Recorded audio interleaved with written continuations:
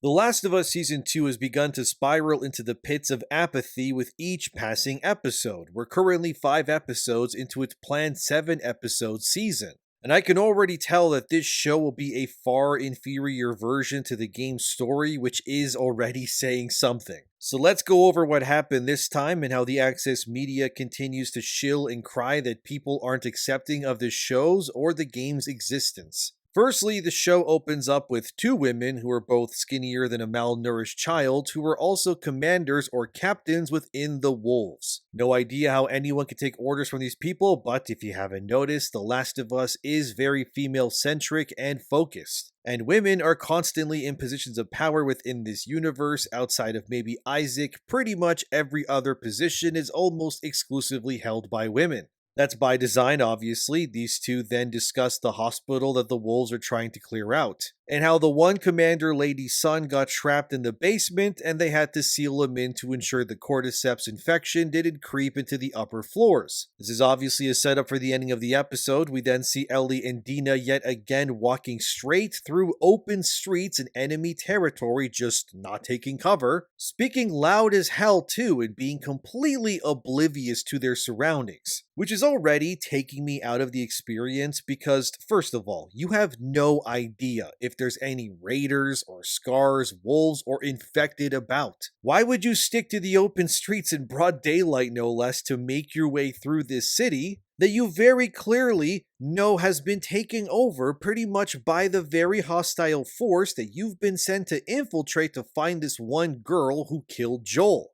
I guess I shouldn't be surprised since Ellie and Dena were playing guitar and, smacking drum sets in the previous episode, when we know the zombies are very sound oriented. I mean, the clickers are called that because they use sonar like a bat to find their prey because they're blind. But none of that matters now, so let's just play guitar loud as hell and talk out loud in a city where every movement could be your last. They then see some dead scars. Ellie, then out of character, suddenly decides maybe they shouldn't be doing this whole let's end Abby thing, and then Dena ensures her that she's okay despite the fact that, that she's pregnant. Dude, the moment your friend tells you that they're pregnant, you should veto them out of any physical activity pretty much for their own safety. Never mind hunting down some soldier lady, you shouldn't even be walking fast or going anywhere where you could fall down or hurt yourself. But nah, none of that matters. Let's let the pregnant girl continue to risk her life for Ellie's quest. Smart move, everybody. Very cool. Dena also now has a past that the game never really explores as far as I can remember, and apparently Dena's sister and mom were violently ended by a random raider guy in the past, and then Dena, at the ripe age of 8 years old, shoots this guy and then ended him for, doing what he did. And then Dena then tells Ellie, had that guy survived, or,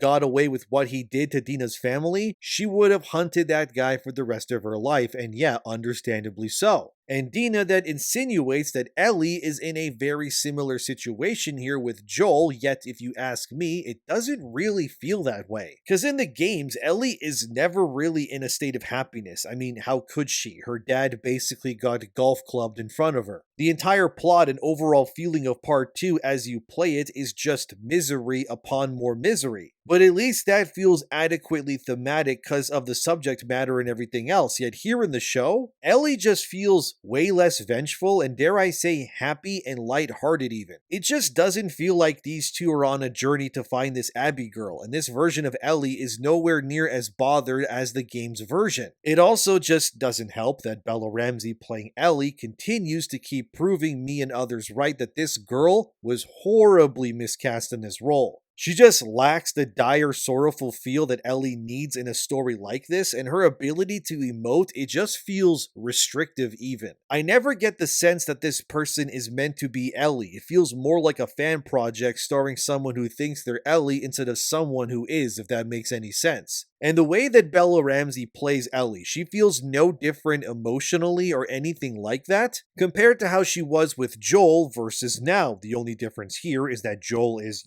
gone and Pedro Pascal's presence is sorely missing. The entire show, it just feels like a waste, kind of like how the game ends up being too. There's also a lot of plot contrivances, like Dena knows exactly where Abby's friends like Nora and Moore are, because the wolves never really shut up and just reveal all of this information via the radio frequencies. They do try to justify this plot contrivance by saying that the wolves' primary threat, which are the scars, they don't use technology, therefore they have nothing to worry about when it comes to the scars tapping into their radio comms and discovering their next threat. So their justification for being dumbasses and giving away their positions is on the off chance that their biggest threat to their own existence don't use walkie-talkies and they would have access to, because they've been, ending your people, which they do, so they would have access, but okay then. And these wolves also, because the plot demands it, they just never think that maybe some random raider or I don't know, people like Ellie and Dena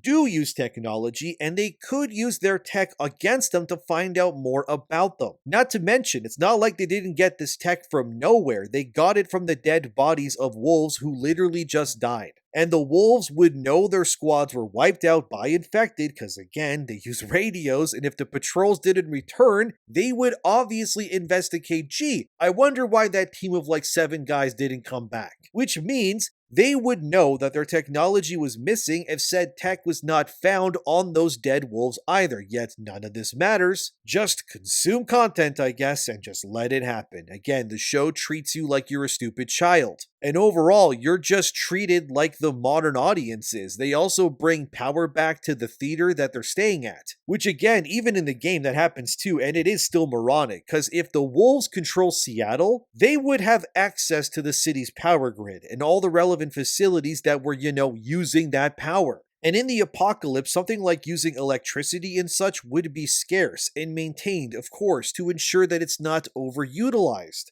So suddenly Ellie turning on an entire movie theater with lights blaring and the stage is fully lit, yeah, it would show a spike in Seattle's very barren use of power to the wolves. And they would likely go, hey, why was there a spike in this sector of Seattle just suddenly using all of this power? We should probably go investigate it, but again, don't think about it, guys, none of this matters, just be stupid and watch. Ellie and Dena then travel through an abandoned building that is just full of stalkers, I mean, of course it is, and then Ellie tells Dena to hide in a cage nearby. And Ellie is then bit by the stalkers, luring them off, and then suddenly, out of nowhere, Jesse just appears and saves both of them. How does he know they were here? Because Jesse saw the theater was operational. Oh wow, really? And then he went inside and found an abandoned map that Ellie and Dena left, showing all of their mission objectives, dude. Like, I can't believe this. Where they were going, when they were going, and how they were going to do it. They just left it there. You gotta be kidding me, dude. So these morons basically left a journal pretty much for anyone to find that said, hey, we're gonna go fight these people. And in case you want to know, here's the route we took and everything we're gonna do. Please don't follow us. Has no one heard of drawers or cabinets, maybe burning the evidence, even anything? Why the hell would you leave this? Not to mention, why would you leave the theater with the lights on and everything else once you left? This just proves that if Jesse, who's completely unfamiliar with the territory of Seattle,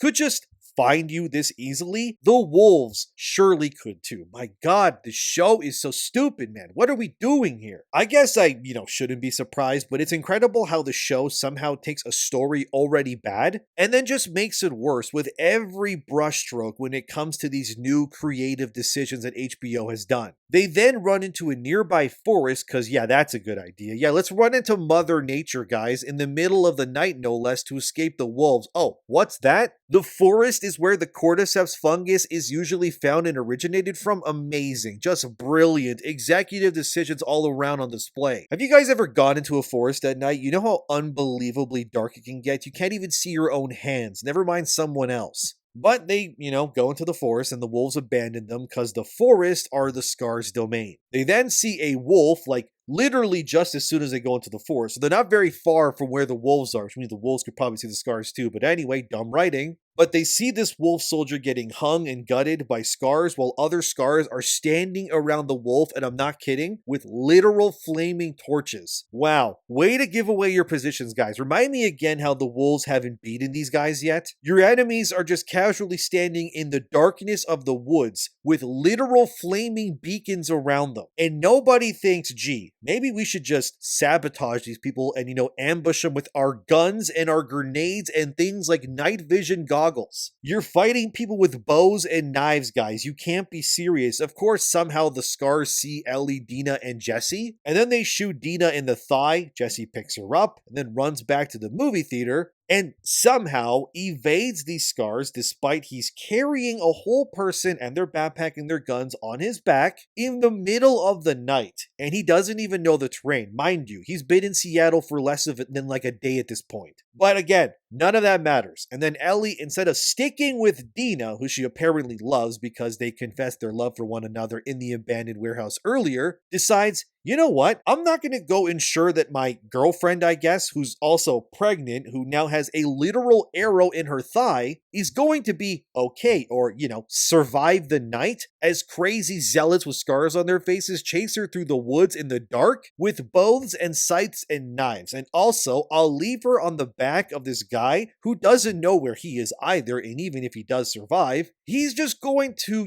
lure these scars to the gigantic movie theater, which has lights beaming from it at nighttime for everyone to see. And then I'll just hope that the scars are dumb enough to not follow Jesse, the obvious trail of blood, or this glowing building that everybody can see at all. And by the way, also, Jesse and Dena, yeah, they're fine. They escape how? Stop asking questions. Just eat the slop, okay? Because the plot demands it. No, instead, Ellie just sees the hospital that they were going to and decides, you know what? I'll go there instead. Dena will be fine. Probably, right? Idiots, man. But anyways, Ellie steals into the hospital with no map because earlier on she says that she doesn't understand maps, but again, plot demands it, and then makes it into the hospital and finds Nora, who's played by the Intergalactic, the Heretic Prophet girl, Tati Gabriel. That's the actor's name. She even has the same shaved head and everything else too. Then Nora, like in the game, refuses to tell Ellie where Abby is, tosses some stuff at her, runs away, just like in the game. Nora then notifies the wolves nearby, hey, there's a weird girl with fetal alcohol syndrome chasing me. They miss their shots because the plot demands it. And Nora then decides, instead of just not running and then putting her hands up, which the wolves behind her would then reach Ellie in like 5 seconds because they were just running behind her. Then they would kill Ellie before Ellie could, kill Nora. But no.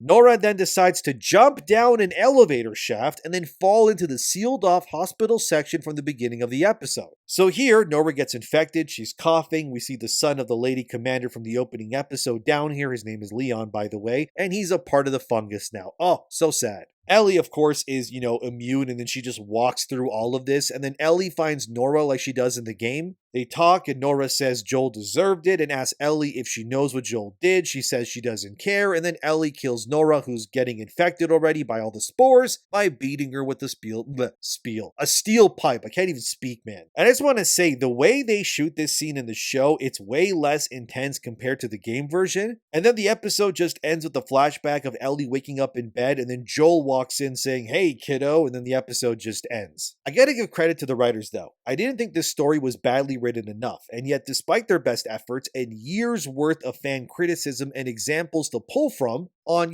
how to make this story better and flow, they instead just ignored all of that and they just made an even more inferior version of an already bad story worse. Like, that takes talent to make dog poop look bad, but they did it. The Mad Lads did it. And the added elements of Jesse just showing up earlier, the contrivances on how they find each other and everything else, especially the walkie-talkies and the whole abandoning Dena, all of it is just S tier. Let's make this as bad as possible. Of course, some websites will ignore all of this and go, you're just bigots. Oh, really? So not only has journals' integrity eroded, but their brains have eloped from their heads too. Well, this comes from Push Square in its title, just like the game, The Last of Us 2's TV adaptation is getting review bombed. Ah yes, people voicing their opinions is now review bombing. No, it's just people telling you morons how they feel about something that they're watching is all. I mean, again, the user scores are also abysmal. Here's Rotten Tomatoes audience score for Season 2. Yeah, it's not great, but I mean, is anyone really surprised? And then here's the game's Metacritic plus user score. Yep, it looks as it's intended to look as well. Almost as if both the game and show aren't meeting the expectations of what people expected based on that first season or something. Huh, imagine that. But here's what Push Square said at the end of their article, and then there's criticism of actress Bella Ramsey's Ellie. Some feel she's failed to really capture the character, especially the more mature heroine from the game. Others, we're sad to say, just want to poke fun at her appearance, and disappointingly, there are some individuals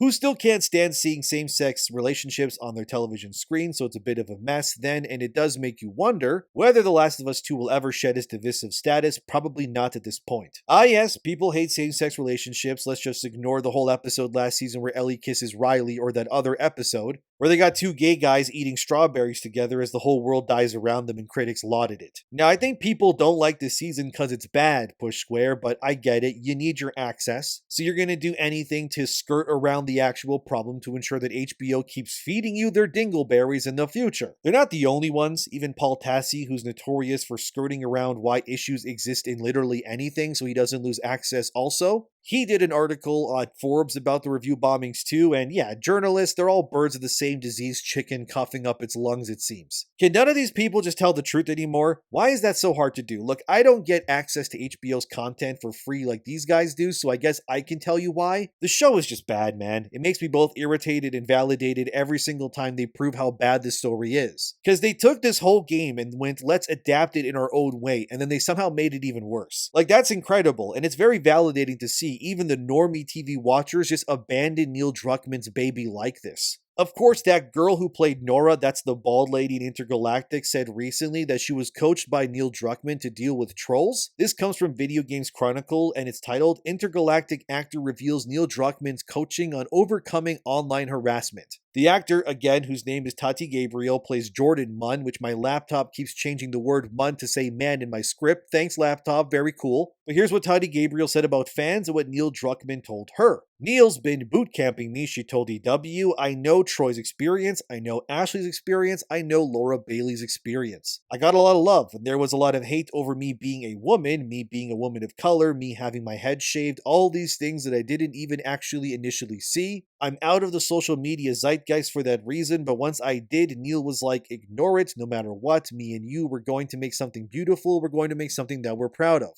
I think it's more because people are just tired of Neil's way of writing characters, especially when you again remember that Ellie and Joel were created not just by Neil, but by input by Amy Hennig and Bruce Straley. A reminder, Neil didn't even direct the first Last of Us, Bruce Straley did. And the only game that Neil made where he was fully in control from the very inception was Part 2. Even Uncharted 4 was created from the skeleton and meat that Amy Hennig and Bruce Straley left before they walked away from Naughty Dog entirely. So the first time Neil makes his own game, and the story is so hated, he's been coping for 5 years now trying to convince people that it's good, and now he's doing Intergalactic, and of course the game will be about faith and religion, because I mean he didn't do the whole Israel versus Palestine thing already. Oh wait, yeah, he did do that. It was called The Last of Us Part 2. Then Tati Gabriel then spoke on the themes of Intergalactic, and here's what she said. The question of faith is not black and white. When you initially think of faith, you think of religion, which is part of it, but there's also faith in oneself. There's faith in your environment or your community. If that faith means is, what is your beliefs? What are the things that you hope for? Faith sounds flowery, but we all experience it day in and day out. What is your reason for waking up? Well, I wake up hopefully to make the video game industry a less insufferable place where activists stop ruining video games, and greedy executives stop monetizing everything to hell and back, but unfortunately, there's a lot of nonsense happening day in and day out, and I am only one man. And I have no doubt that Intergalactic will review well by critics, because that's the kind of stuff they like, just like Part 2 did, and I have no doubt that the game will look nice, sound good, and the gameplay will be just fine. I never had that issue even with Part 2, it was really only the story, characters, and the themes. And unfortunately, with Neil writing this again, I shudder at the idea of what he's going to be doing here as well. There's no way he doesn't take jabs at all the people that he hates and the fact that it's about religion. I can almost guarantee you the evil religion that he'll do in this will be an amalgamation of Christianity and Catholic ideals only. Yet it will likely not speak ill of other religions like Judaism or Islam. I would bet actual hard cash that Neil does exactly that. Because it's always the same with these types. They want to destroy the values of what nations like America were built upon, then claim that it's all problematic while directly benefiting from the existence of the very structures they claim ruin it themselves. And I'm sure despite people being sick of the forced female protagonist stuff, Naughty Dog and Neil Druckmann by association We'll just continue to push this even further, even if it means eventually destroying and shutting down Naughty Dog for good. I don't think you'll ever see another straight white male protagonist in a Naughty Dog game for decades to come, unless Sony's higher-ups push in and tell Neil to stop being an activist. But maybe that's why Part 1's story and characters were so beloved, because Neil had Bruce and Amy there to reel him in. And without them there now, his ideas have just gone buck wild, and now we're all the worse for it. And this TV show just proves that the story that Neil told is 100% not, resounding or responding with anyone but people who just think exactly like him. It is all just become a parody of itself, and it's not surprising that the average viewer, your boomers and whatnot, who don't play games, saw what you did with Joel and this season's themes and more and went, what the hell is this? And now they're reacting exactly how you knew they would react, and despite knowing your story was bad and wouldn't resonate, you just replicated it, repackaged it again. Like I said in other videos, Last of Us has been resold to players like 4 times in the last 5 years alone. And then if you count this show, it's literally 5 for 5 years wise since Part 2 has come out that Naughty Dog has been pushing this down people's throats like this. And despite all of that, none of it has really resonated. People still hate it, and now the boomers are turning off their TVs too, and I say good, because it's deserved. Bella Ramsey's Ellie continues to prove that she's horrifically miscast, and if Dena wasn't played by a somewhat likable actor, this entire show would just be a charisma pit of nothingness, and people clearly miss Pedro Pascal. Which I personally don't think he's a great Joel, but at the very least, he did bring in viewers to watch the show. But now you removed your male star, you got 2 female stars subverting expectations again, yet of course all your media and posters and whatnot all prominently feature Joel despite him barely being in it, and wow, imagine that. The people don't like it when you kill their main heroes, and the male ones especially like this. The show is still pathetic, and it's still validating to see it go down like this, but that's episode 5 for you. What do you think? Let me know in the comments below. Thank you for watching, subscribe, I'll keep suffering through this so that you don't have to, and I'll see you guys in the next one.